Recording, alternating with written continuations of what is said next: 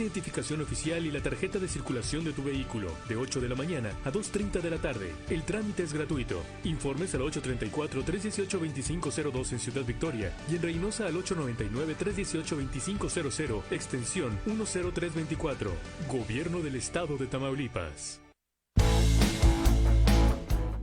Bienvenidos, esto es COBAT en la radio, el programa del Colegio de Bachilleres del Estado de Tamaulipas. Comenzamos.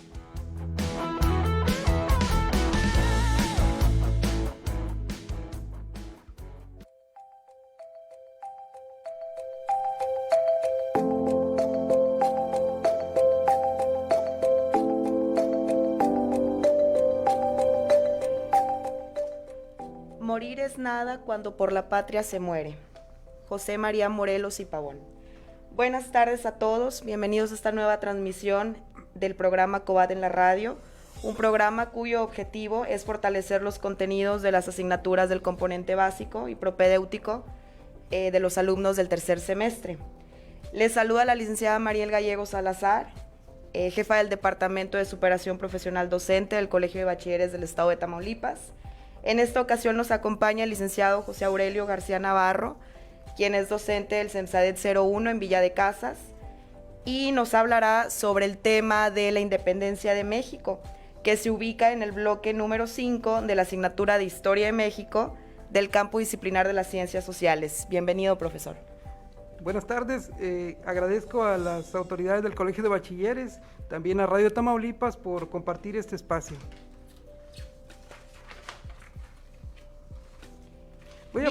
Voy a mencionar un poquito lo que es el propósito del bloque, que es explicar el proceso de la independencia de México, argumentando sus causas y consecuencias, valorando el carácter contradictorio del proceso del surgimiento de la nación, a través del diálogo como una forma de construcción del conocimiento.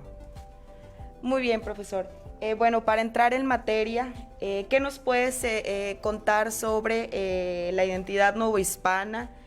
¿Cómo estaba conformada? Bueno, pues vamos a comenzar. En el siglo XVIII, es decir, en 1700, la colonia duplicó su territorio a más de 4 millones de kilómetros cuadrados. Era el más grande de América. Durante este siglo se asimilaron a la Nueva España grupos de personas del norte de España. Así el número de criollos, que en 1800 sumaban ya 1 millón, y la mitad vivía en las ciudades. La población india representaba el 60% del total y la mestiza un 20%. Los negros y los mulatos eran minoría. La Nueva España creció y prosperó. Los monarcas españoles y los virreyes de la colonia atribuían el progreso a la acción del despotismo ilustrado, que era una forma de gobierno que imperaba en Europa y que España aplicó en sus colonias a través de este sistema. La población blanca de la colonia se benefició con estos cambios en la Nueva España, y el resto se quedó como estaba, sometido de por vida a las haciendas, a los maltratos, en los obrajes, que los obrajes eran los tipos de industrias textiles. Este tipo de gobierno maltrataba también en las haciendas a los indios, esclavizados en las minas, también, sin tener ni libertad ni fortuna, y mucho menos recibir una educación. Así que el grupo poderoso y rico eran unos 20,000 españoles peninsulares. Así le llamaban a los españoles peninsulares por la ubicación del país. Dueños de estos puestos de mando, de almacenes y comercios. Unos 10,000 criollos eran propietarios de haciendas y minas de oro y plata. La clase olvidada la componían indios, mestizos, mulatos, negros y criollos pobres. En el aspecto cultural se beneficiaron algunos criollos o blancos, que estos no eran ricos, fueron los que iniciaron la formación de la clase media y la más activa de la población. A este grupo se sumaron posteriormente criollos de diversas órdenes religiosas, así como médicos, abogados, mercaderes y oficiales del ejército. Y con este auge la cultura se creó una nueva, el mayor arraigo americano, es decir, los criollos novohispanos consideraban que su patria natal ya no era España, porque los españoles no les permitían ocupar puestos importantes. Solamente los españoles utilizaban, los españoles tenían los puestos más importantes y los criollos solamente puestos secundarios. Entonces ellos ya no eran considerados españoles. Bueno, y hablando sobre todo esto del nacionalismo criollo, ¿qué aspectos fueron los que contribuyeron al mismo? Bueno, en el siglo XVII, bueno, se fue forjando poco a poco una nueva actitud en la población criolla, es decir, ellos crean una nueva identidad, que es el nacionalismo. Ellos ya, al rechazo de los españoles, de no considerar los españoles, adoptan esa idea de un nacionalismo, es decir, ellos ya nacidos en América. Y los tres aspectos que menciona ese nacionalismo, pues son la Nueva España, que necesitaba independizarse políticamente de España, y el gobierno quedaría en manos de los criollos. Bien. Bueno, este nacionalismo criollo no incorporó a los sectores explotados de la población, porque dice nunca se les consideró a las castas ni a los indios dignos de escalar un lugar en la sociedad o de tener oportunidades políticas, culturales y económicas de mejorar su vida. La base de este nacionalismo lo proporcionaron los jesuitas, que fue un grupo de evangelizadores donde Francisco Javier Clavijero y otros más tuvieron contactos con la idea de la Ilustración surgida en Francia y con los resultados también de esa misma Revolución Francesa y con la independencia de Estados Unidos. Esto demostró que las teorías se podían llevar a la práctica. Estos dos acontecimientos, o tres en este caso, que son la Ilustración, la Revolución Francesa y la independencia de las 13 colonias en América, fueron el detonante para la independencia o iniciar este proceso más bien. Muy bien. Bueno, y nos comentaba un poco hace un momento sobre el culto a la Virgen de Guadalupe, y los aspectos que fueron muy importantes para todo este proceso. ¿Qué nos puede decir entonces acerca del guadalupanismo? Bueno, la religión católica trajo como consecuencia la inculcación del guadalupanismo. Hernán Cortés trajo la idea de una virgen que estaba ubicada en la provincia donde él vivía, y de esa imagen pues fue adoptada una nueva imagen, pero claro, ya con el color de los indios, un color más oscuro. Entonces el guadalupanismo fue una religión que inculcaron los españoles, pero que sufrió cambios debido a la fusión de la idea principal de formar los españoles, de inculcarla, pero también los indios la fueron adaptando a sus creencias. Entonces ya se fue dando esa fusión, y al ser evangelizados, pues los indígenas entendieron la religión a su manera. Sí. A pesar de que estaba sometidos a vigilancia, pero también eran azotados, y aún así muchos indígenas seguían aferrados a practicar ese doble culto. Entonces el guadalupanismo nació como un símbolo religioso nacionalista de la Nueva España, es decir, nacido aquí en América, como un elemento unificador de los indios, los criollos y las castas, y además representaba a la tierra y a sus habitantes. Decía en una frase Simón Bolívar relacionado con el guadalupanismo: los mexicanos no necesitaron ideas, sino que utilizaron un símbolo, la bandera en imagen y la imagen en palabra. En este caso se refería a la Virgen de Guadalupe, a la imagen, el impacto que tuvo en la población tanto criolla, mestiza y en las castas también. Ok, bueno, ¿de qué manera influyeron la Ilustración, la independencia de los Estados Unidos, la Revolución Francesa, en todas estas ideas para independizar a la Nueva España?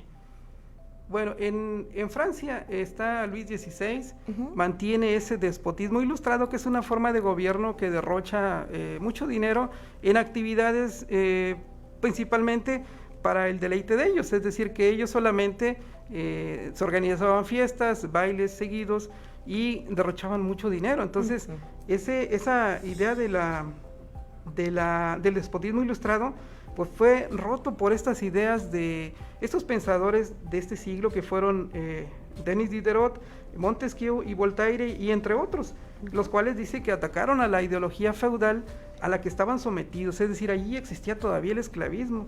Entonces el absolutismo se ponía en duda, porque decían que los reyes, Dios era quien los hacía reyes.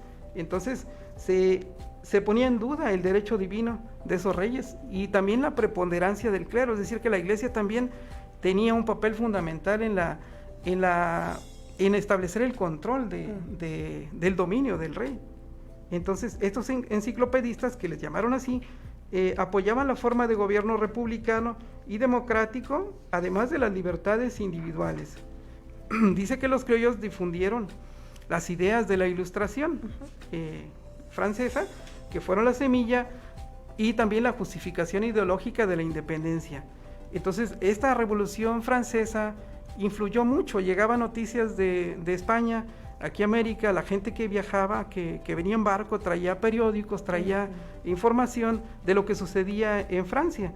Entonces, ese Hidalgo era un hombre ilustrado, él leyó acerca de eso, ya que él hablaba francés, hablaba español, hablaba italiano, hablaba purépecha, otomí y náhuatl. Sí.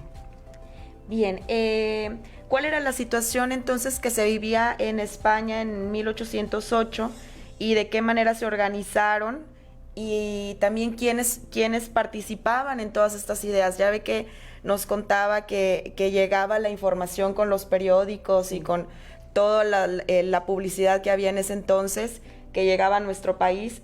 Bueno, ¿cuál era esa situación por allá?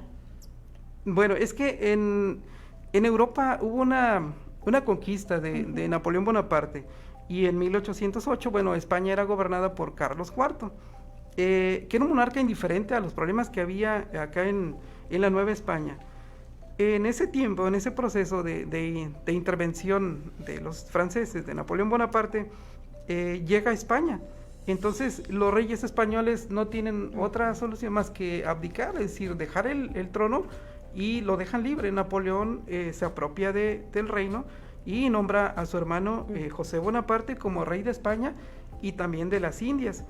Esto produjo una serie de protestas en la Nueva España, y el ayuntamiento, encabezado por Fray Melchor de Talamantes y el licenciado Francisco Primo de Verdad y Ramos, desconocieron esa abdicación, es decir, no reconocieron el gobierno de Bonaparte, y en representación de los criollos pidieron al virrey Iturrigaray que siguiera al frente del gobierno, que no lo entregara a ninguna potencia, ni siquiera a España, mientras España estuviera dominada por Napoleón Bonaparte. Entonces los criollos estaban a favor de que se restaurase el trono a Fernando VII. También los peninsulares que integraban la audiencia, pues veían amenazados sus intereses. Los criollos obtenían poder político, pero no solo se opusieron a que Iturrigaray continuara en el gobierno, sino que, apoyados por los comerciantes, efectuaron una de las primeras conspiraciones, que fue la de los parianeros, que esta acción les permitió apresar al virrey y sustituirlo por Pedro Garibay. Muy bien. Bueno, ¿y los criollos de qué manera se organizaron? ¿Quiénes participaban en todas estas ideas de la conspiración, de una conspiración? Bueno, aquí en este periodo se da, aquí en la Nueva España,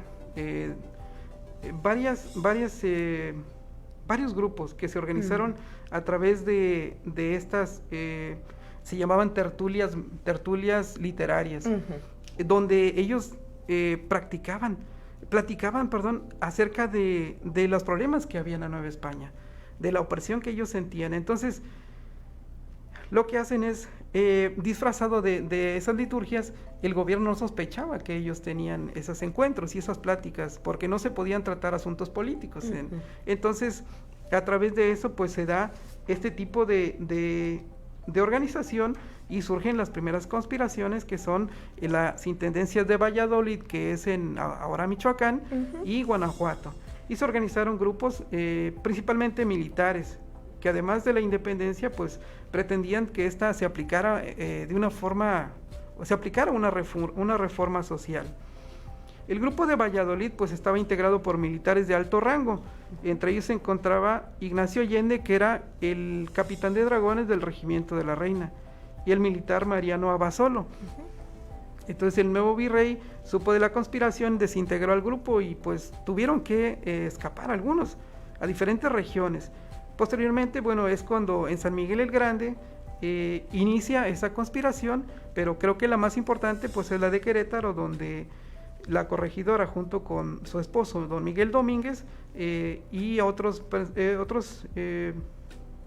personajes como Allende, Aldama y también Miguel Hidalgo, y además del presbítero José María Sánchez, y doctores y comerciantes se encargaron de propagar esa causa por el Bajío y hacer acopio de armas para iniciar ese movimiento. Entonces pensaban iniciar el movimiento en diciembre, pero la conspiración pues fue denunciada y entonces tuvieron algunos miembros, pues los apresaron, y entonces a los que lograron escapar se reunieron en la ciudad de Dolores Hidalgo, y ahí fue donde comienza la madrugada del 16 de septiembre el inicio de la independencia de México. Muy bien. Sí. Bien, entonces fueron los criollos quienes iniciaron con toda la conspiración para arrancar con la independencia. Sí, principalmente porque estaban integrados por grupos de la clase media. Así. Entonces, son los que tenían pues un tipo de conocimiento, tenían estudios, entonces fueron los que tenían acceso a las lecturas de los periódicos, también pues era gente que era inteligente, entonces ellos son los que inician este movimiento, pues ya viendo las condiciones en las que vivía la población en la Nueva España, pero ellos también se sentían relegados por los españoles, porque los puestos secundarios, pues ellos no les daban derecho a ocuparlos, los puestos de arriba, solamente ocupaban puestos secundarios, e incluso algunos españoles pues les daban también oportunidad a algunos indios, en este caso que eran encomenderos o encomendados, les encomendaban una región y ellos sí podían vestir como español, montar a caballo, pero los indios y las castas no tenían derecho ni siquiera a un trabajo digno, porque la explotación era muy grande. Muy bien. Bueno, ya continuando, a continuación vamos a ir a una pequeña pausa comercial. Enseguida vamos a seguir con el tema de la independencia en compañía del profesor José Aurelio García Navarro. Les recordamos que estamos en el COBAT en la radio y que nos pueden seguir en las páginas de Facebook, Instagram, y Twitter, @COBATTAM. Regresamos.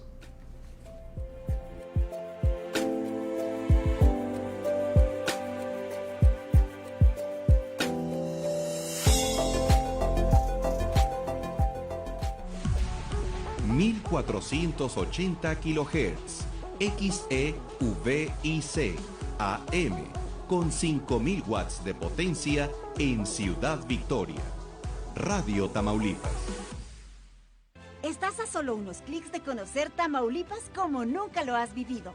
Ingresa a www.conocetam.com, la plataforma de experiencias turísticas más sorprendente, y busca el plan que quieras, el que más se te antoje.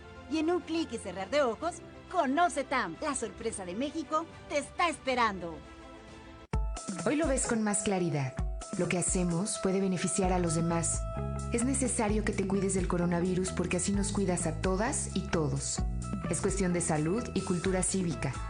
Sigue las recomendaciones de las autoridades de salud e infórmate. La Facultad de Medicina de la UNAM y el INE también te ofrecen información en INE.mx. Tu participación es lo más importante. Contamos todas, contamos todos. INE. Él me enseñó a fumar cristal, pero yo no me sabía aprender y por acá me enseñaron. Pero mis hijos a mí no me han visto hacer eso. Sí saben qué clase de mamá tienen porque saben toda mi vida. Me metí a chochos, activo, piedra. Cualquier gente que me veía le pegaba. Mis hermanas me hablaban, ¿y qué crees? ¿Cómo tenemos un pedo? Y como loca iba y me peleaba con quien fuera. No me daba miedo, caía a la cárcel. El mundo de las drogas no es un lugar feliz. Busca la línea de la vida, 800-911-2000. La temporada de frentes fríos ya está aquí, y con ella nubosidad, heladas, descenso de temperaturas y en algunas regiones frío extremo, lluvias, rachas de viento y caída de nieve. Los cambios bruscos de temperaturas incrementan el riesgo de enfermedades respiratorias. Para tu protección, y la de tu familia, infórmate de los pronósticos meteorológicos de Conagua las 24 horas del día. Conagua te informa con tiempo. Conagua, Gobierno de México. Por ley, todos tenemos derecho al aguinaldo y en Tamaulipas vigilamos que los trabajadores reciban antes del 20 de diciembre esta prestación, equivalente a 15 días de salario. Tu aguinaldo es un beneficio laboral irrenunciable. Si necesitas asesoría o realizar una denuncia, llámanos al 800-821-2110. Gobierno del Estado de Tamaulipas.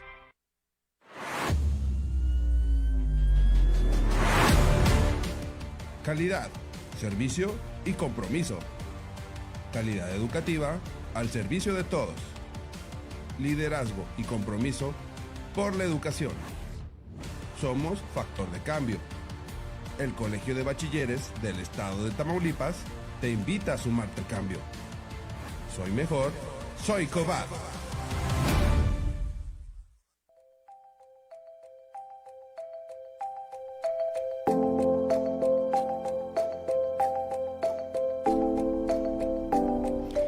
Muy bien, estamos de vuelta en el programa Cobat en la radio. Continuamos con las aportaciones del profesor José Aurelio García Navarro del CEMSADET 01 de Villa de Casas. Vamos a continuar viendo todo lo que fue el proceso, el desarrollo de la independencia de México. Cuéntenos, profesor, ¿de qué manera se desarrolló todo lo que hasta ahorita conocemos como la independencia? Bueno, la etapa de la independencia, bueno, más bien la independencia de México se divide en 4 etapas, que son la de inicio, la de organización, la resistencia y la consumación. En estas 4 fases se da este proceso de 11 años de lucha de la independencia de México, de 1810 al 27 de septiembre de 1821, que es cuando se firma el Acta de Independencia. Uh-huh. Bien, ¿qué importancia tuvo Atotonilco para Hidalgo y para sus insurgentes? Bueno, la importancia de Atotonilco es que, bueno, vamos a comenzar primero con lo que es el inicio de la independencia. Miguel Hidalgo, y al ver que cuando la conspiración es descubierta, él decide hacer la reunión con los insurgentes, con Allende, Aldama, Abasolo y Jiménez. En esta reunión, pues ellos deciden iniciar la independencia, pero Allende no está dispuesto, aunque era un general del ejército realista, no estaba dispuesto a iniciar la independencia porque él representaba la parte oficial, entonces no quiso iniciar el movimiento. Así que de diciembre lo cambiaron a septiembre. Entonces Hidalgo es quien decide, dijo, yo no conozco de armas, pero yo tengo que iniciar el movimiento, porque si no nos van a apresar y ya no vamos a hacer nada. Entonces decide hacerlo. Dicen que las misas de ese tiempo eran a las 5 de la mañana, había misa a las 6 de la mañana, entonces por eso hablan de la madrugada del 16 de septiembre. Hidalgo dicen que después de la misa de las 5 de la mañana, a las 6 citó a la gente afuera, las que estaban ahí en la iglesia, y de ahí él los llamó a participar en esa rebelión contra España, bajo la consigna de viva América, viva Fernando VII y muera el mal gobierno. Gran parte de la población se sumó y dice que así como miembros de la guarnición militar local de ahí de Dolores. Estos jefes rebeldes también liberaron a los presos y tomaron las armas de esa misma guarnición, y varios miles de hombres entre campesinos e indígenas pobremente armados, junto con un pequeño grupo de militares, formaron así el primer ejército insurgente que se enfrentaría a las tropas realistas del gobierno español.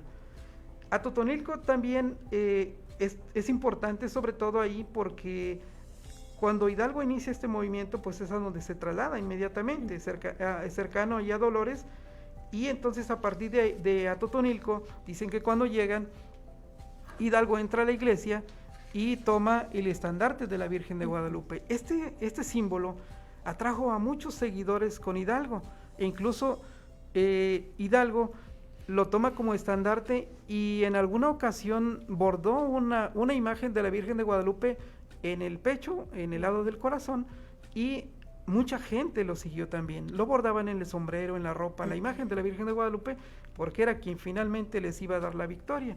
Entonces Hidalgo, al frente de estos insurgentes, pues se llega a Atotonilco, y a partir de ahí inicia este movimiento. Dicen que ese estandarte que fue el primero que toma allí en Atotonilco, ese se perdió en esa misma batalla de ahí, de ese mismo lugar. Entonces Hidalgo continuó, pero más adelante pues toma otro en Valladolid, que es ahora Michoacán, y ahí tomó el segundo estandarte, que es el que existe actualmente.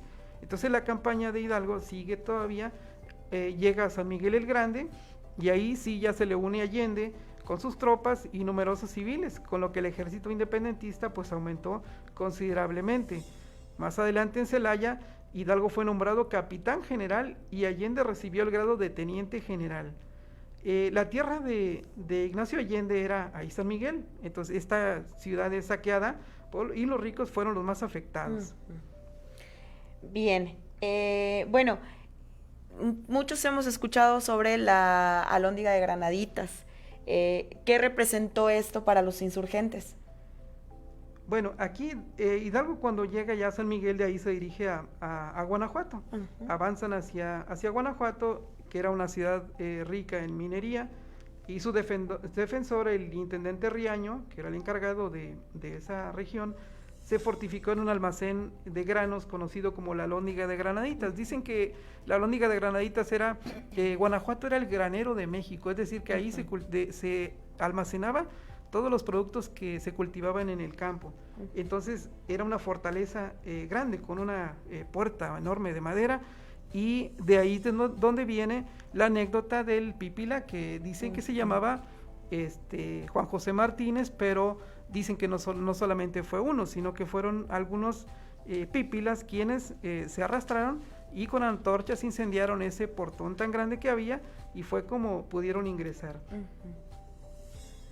En esta Alhóndiga de Granaditas, pues dicen que la euforia de esa guerra, porque había gente defendiéndola también, hubo niños que encerraron arriba en la segunda planta, y pues Hidalgo lógicamente en esa guerra era también un soldado, entonces tenía que luchar también con la gente, y entonces él dio la orden de que arrojaran a esos niños de la segunda planta hacia abajo.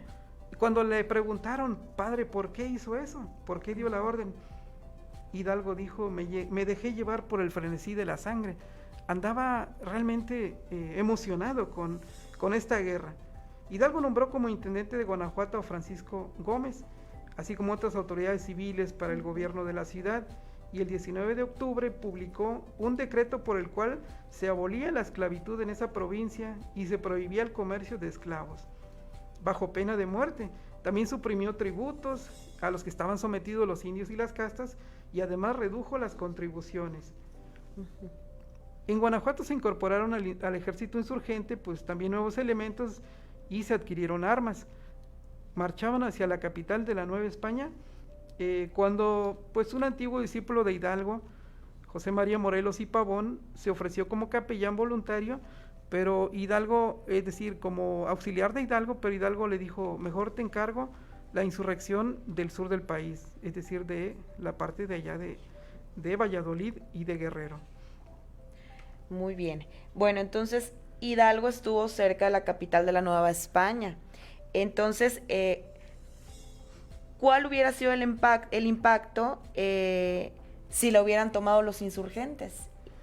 Bueno, dicen que pudo ser un error de Hidalgo no haber tomado la Ciudad de México, porque estaba cerca de ahí, pero también hay algunos escritos que hablan de eso, de ese pasaje donde dicen que el virrey tenía secuestrado a su cuñada y también a su hijo, a su sobrino, al sobrino de Hidalgo.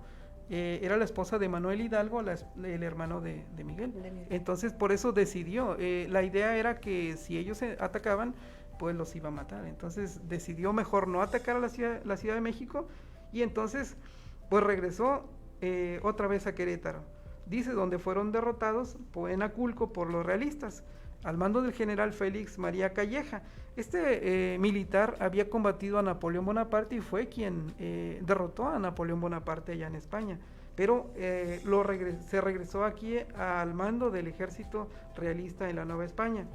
Los insurgentes se dividieron en dos secciones y acordaron reunirse pues más adelante en Guadalajara, una de ellas al mando de Allende, se dirigió a Guanajuato y la otra, al mando de Hidalgo, volvió a Valladolid, que eran las provincias más seguras para ellos, Valladolid y también Guanajuato. Los realistas recuperaron Guanajuato y también desalojaron Allende, y en represalia por haber albergado a los insurgentes, pues realizaron una matanza de la población para hacer un escarmiento a la gente que no debía albergar, sobre todo a los insurgentes, porque estaban en contra del mismo gobierno. Así es. Bien, ¿y cuál era la importancia de este primer gobierno insurgente?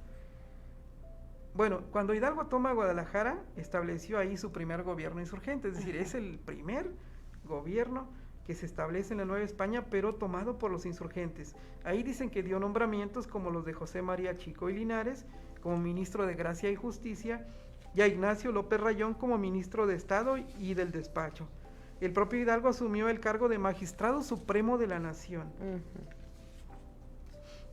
Publicó una serie de decretos, los principales se refirieron a la abolición de la esclavitud en todo el país, perdón al impago de impuestos y tributos, entrega de tierras de cultivo a los naturales y las tierras comunales solo fueran disfrutadas por los indios. También decretó la confiscación de bienes europeos. Paralelamente también envió un emisario a Estados Unidos de Norteamérica con el fin de que el gobierno pues de aquella nación reconociera la lucha por la independencia. Sin embargo, este emisario fue capturado por los realistas y nunca llegó el mensaje. En esa época, Severo Maldonado, un periodista, empezó a publicar el periódico Despertador Americano.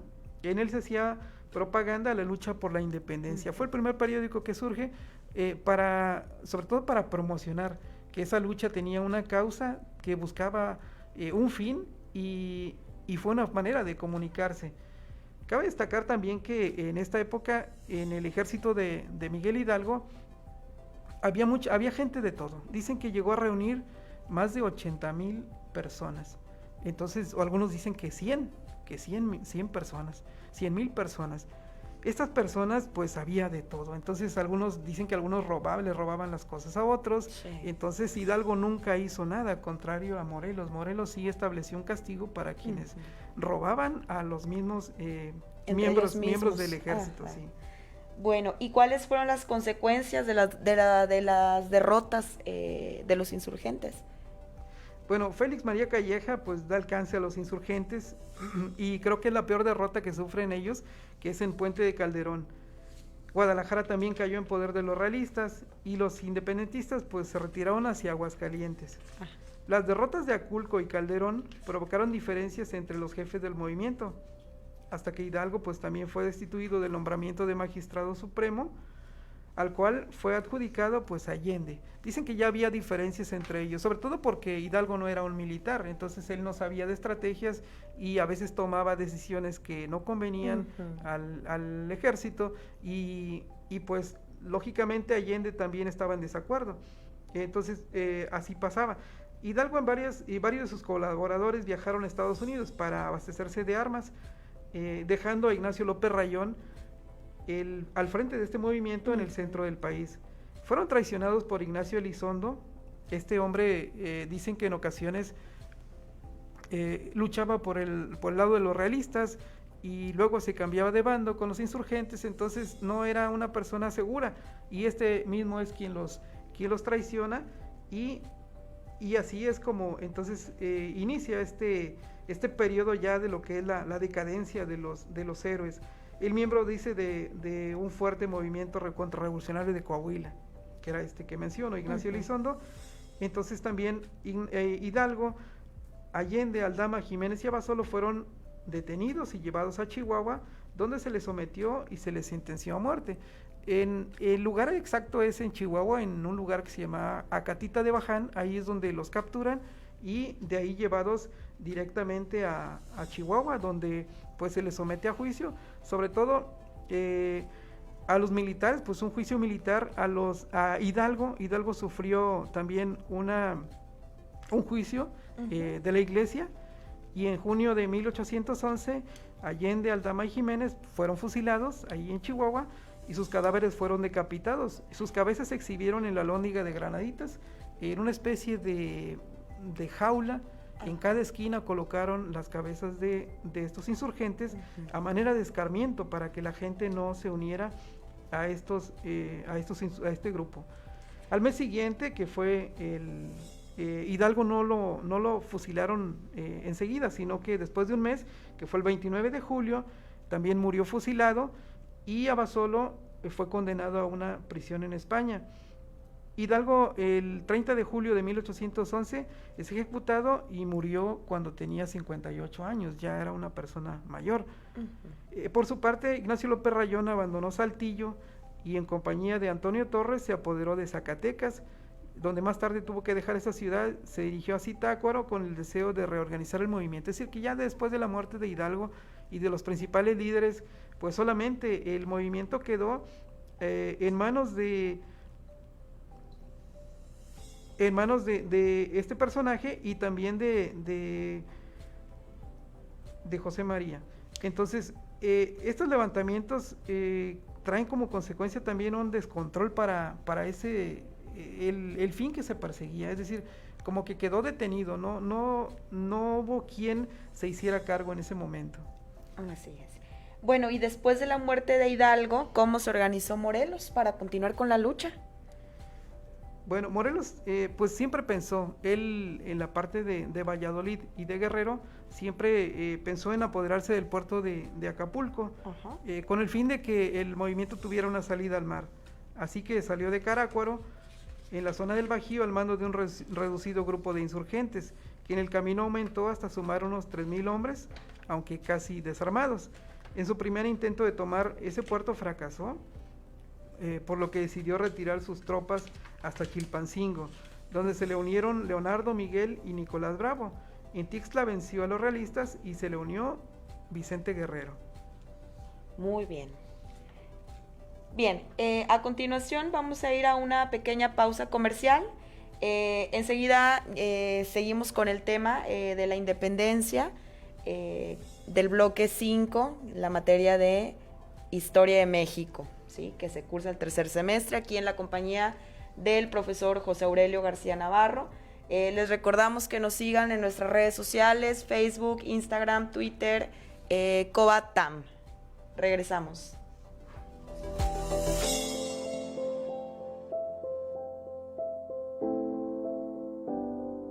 Estás a solo unos clics de conocer Tamaulipas como nunca lo has vivido. Ingresa a www.conocetam.com, la plataforma de experiencias turísticas más sorprendente, y busca el plan que quieras, el que más se te antoje. Y en un clic y cerrar de ojos, Conoce Tam, la sorpresa de México, te está esperando. Si tienes 15 años o más, el CECATI 101 de Ciudad Mante, Tamaulipas, te ofrece los siguientes cursos: administración, estilismo y diseño de imagen, uso de la lengua inglesa en diversos contextos, confección industrial de ropa, asistencia educativa inicial y preescolar, cuidados cosmetológicos faciales y corporales. Mayor información en cecati101-inscripciones@hotmail.com. Teléfono 831-232-7698. La Universidad Politécnica de Victoria cuenta con las siguientes ingenierías: mecatrónica, sistemas automotrices, tecnologías de la información, tecnologías de manufactura y la licenciatura en Administración y Gestión Empresarial, y en modalidad bilingüe, ingeniería en tecnologías de manufactura y la licenciatura en Comercio Internacional y Aduanas. www.upvictoria.edu.mx 834-171-1100 extensión 2210. UPB, tu mejor opción. ¿Sabías que es muy importante para poder contar con un mejor servicio de agua potable en nuestras casas tener un sistema de almacenamiento? Palabras como tinaco o cisterna deben ser parte de nuestra vida diaria. Recuerda, tomar agua es muy importante. Cuidarla es vital. Cultura del agua. Comapa Victoria.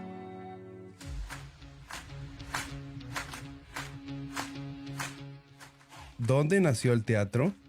El teatro nació en Atenas, Grecia, entre los siglos V y VI a.C. El primer teatro fue construido de piedra y se dedicó a Dionisio, dios del vino y de la vegetación. Los atenienses celebraban los ritos en su honor. El teatro se dividía en 3 partes: la orquesta, el lugar para los espectadores y la escena. Los primeros teatros griegos constaban de 2 formas: un espacio circular donde se alzaba la estatua de Dionisio y el hemiciclo para los espectadores. Se accedía a través de 2 callejones y las gradas tenían forma de semicírculo.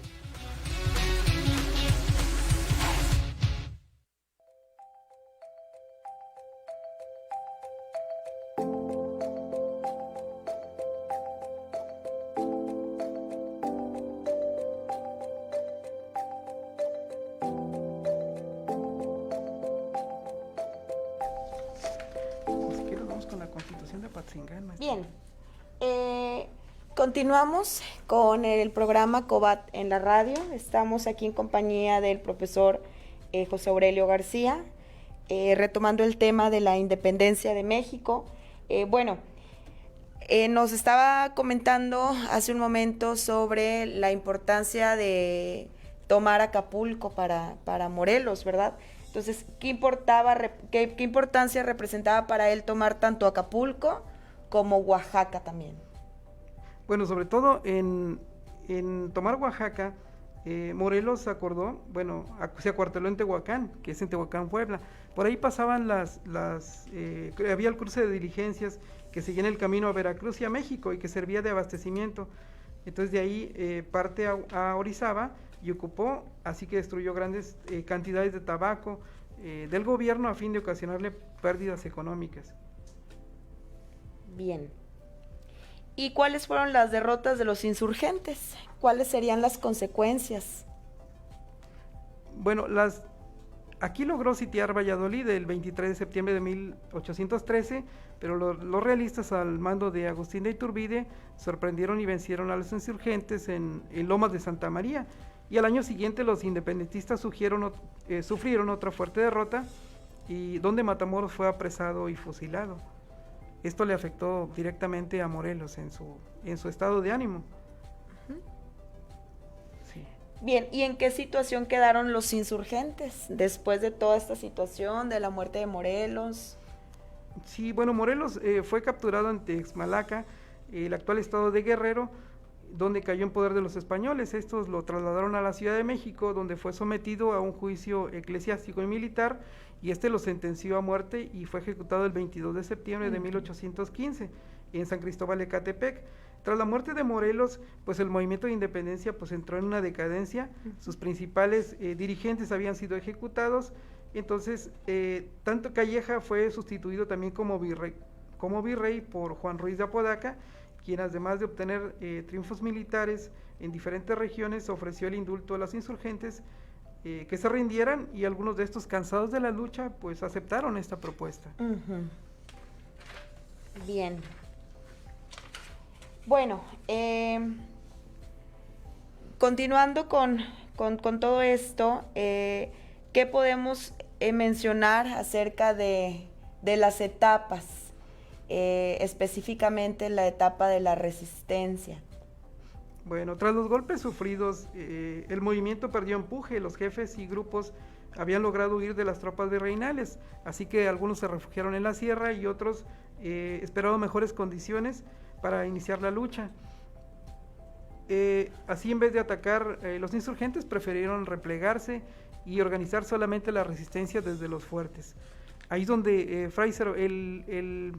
fray Servando Teresa de Mier y Francisco Javier Mina, que eran, el fray Servando había sido desterrado de la Nueva España, y Javier Mina había tenido una situación de descontento con el Fernando VII, así que decide exiliarse a Londres. Ahí fue donde ellos se contactaron y deciden apoyar esas luchas. El fray le contó del movimiento de la independencia que había en la Nueva España, así entre los dos de tendencia liberal o republicana decidieron organizar una lucha y apoyar también la insurgencia. Es por ello que se trasladan aquí primero a Estados Unidos para conseguir armas y dinero, y después llegan a la Nueva España a través de Soto la Marina. Por ahí entran, ahí establecen un fuerte.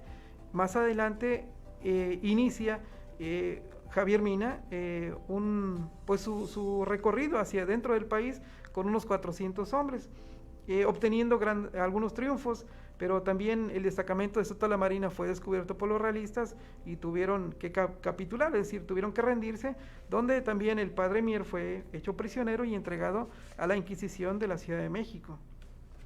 Muy bien. Bueno. Hubo una última etapa, la etapa de la consumación, donde ya participan, Agustín de Iturbide, Vicente Guerrero, y proclaman un plan.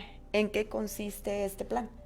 Sí, el plan que ellos establecen es el plan de Iguala. Ajá. Pero en este plan de Iguala, ellos principalmente buscan obtener un acuerdo, sobre todo porque el plan de la Profesa fue organizado por los españoles, por los peninsulares, sobre todo por los líderes de la religión católica, que en ese tiempo afectaba sus intereses. Entonces ellos decidieron mejor platicar por el cambio de virrey que afectaba, porque sobre todo se aplicaba la Constitución de Cádiz, que es una constitución que surgió en España en 1812. Este establecía diferentes cambios en las colonias donde se estaba estableciendo el gobierno español. Entonces ellos, al verse afectados los intereses, decidieron proclamar este plan de la Profesa, donde ellos buscaban pues no perder los beneficios que tenían.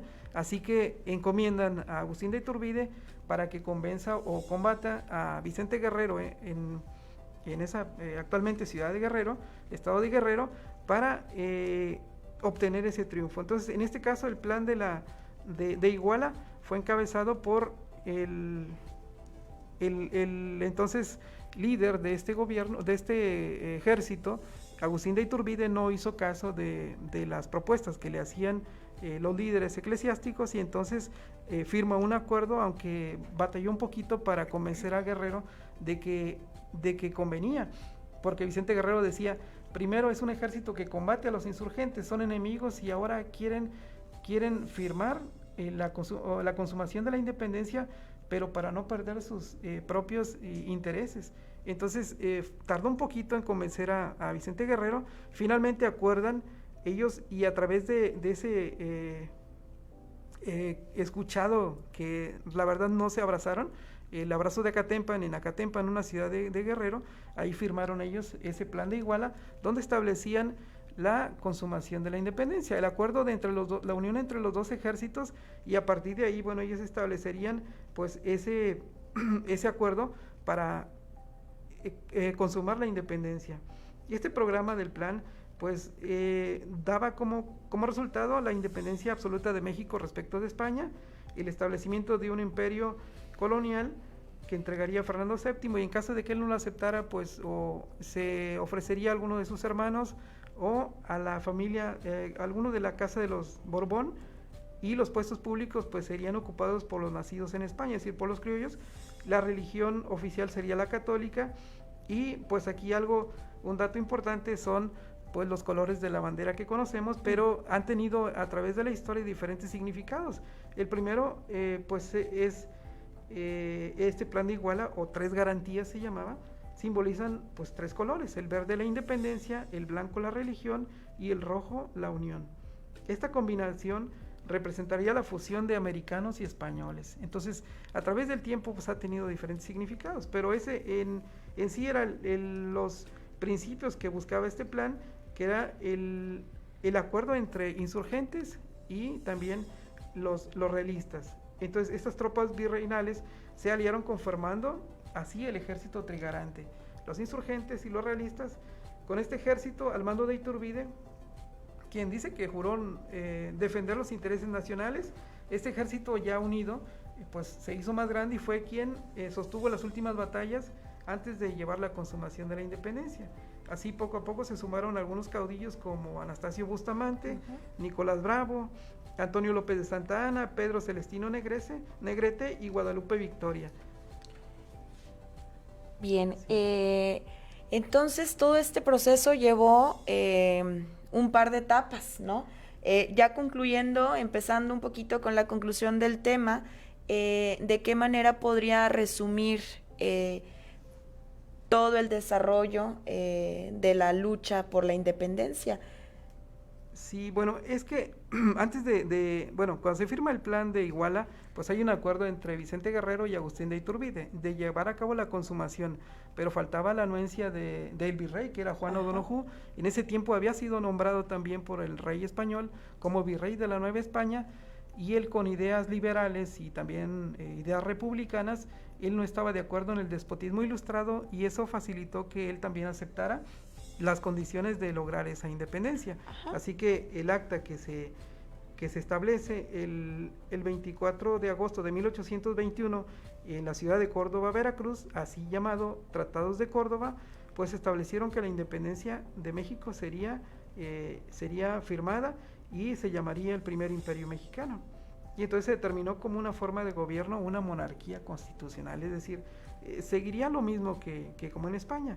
Entonces, España lógicamente no aceptó los tratados de Córdoba, afectaban no quería España perder ninguna posesión colonial, así que Juan O'Donojú pues firma, y el ejército trigarante, formado liderado principalmente por Agustín de Iturbide, acompañado también del ejército de Vicente Guerrero, entran a la Ciudad de México el 27 de septiembre de 1821, y al día siguiente se da lectura del Acta de Independencia de México. Es decir, que la independencia de México se logra, inicia el 16 de septiembre de 1810 y se firma el 27 de septiembre de 1821. 11 años de lucha, 11 años. Donde todas las actividades económicas quedaron paralizadas.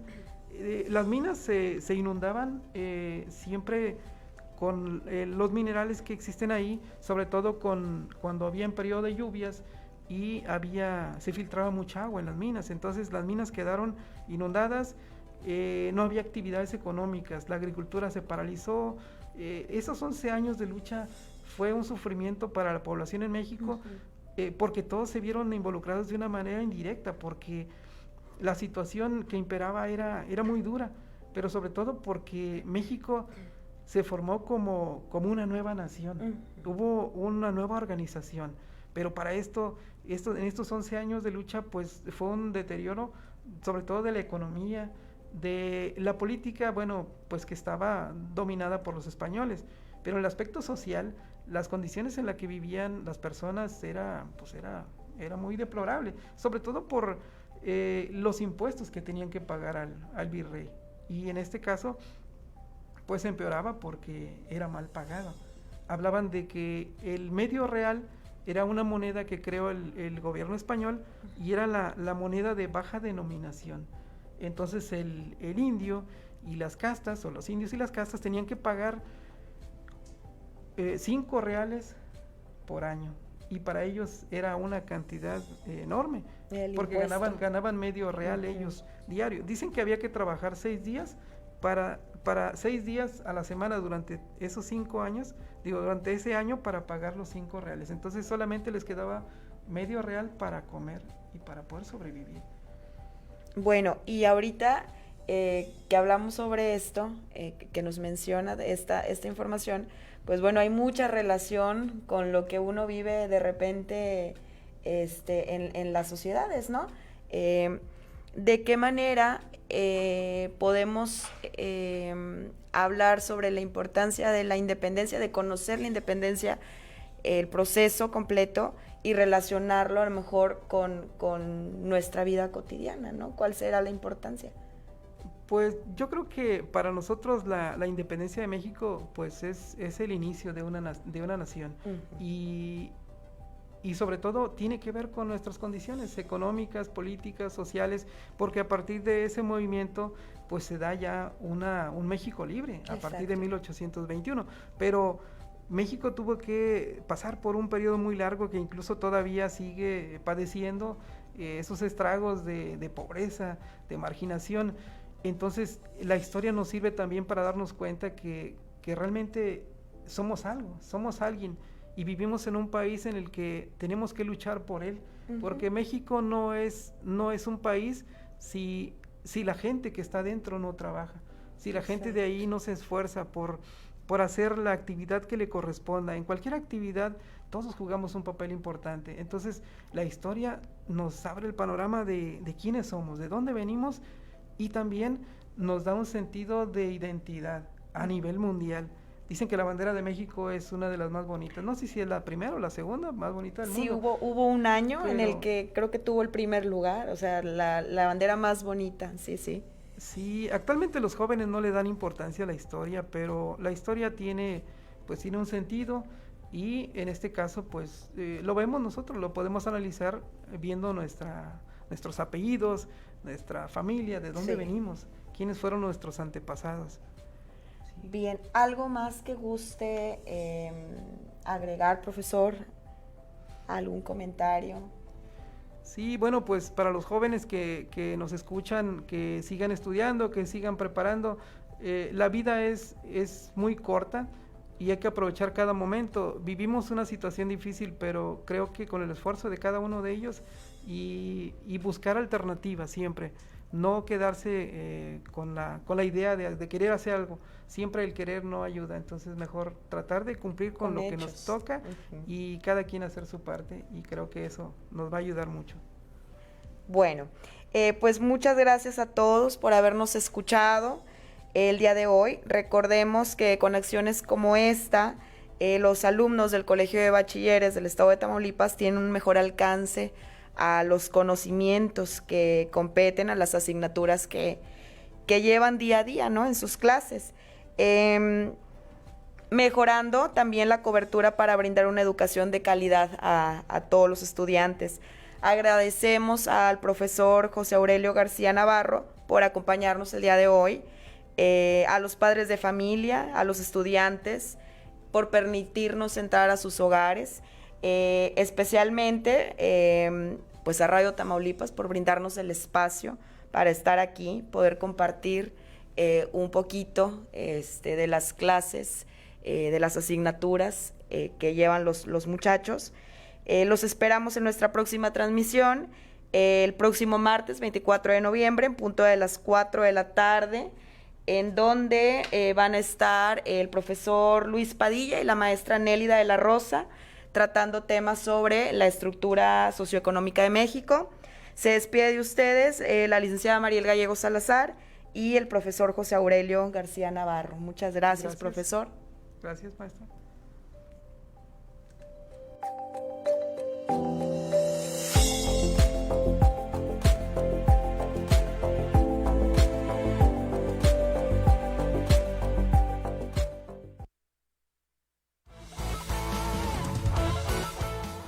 Esto fue Cobate en la Radio, el programa del Colegio de Bachilleres del Estado de Tamaulipas. Los esperamos en nuestra próxima emisión. Gracias.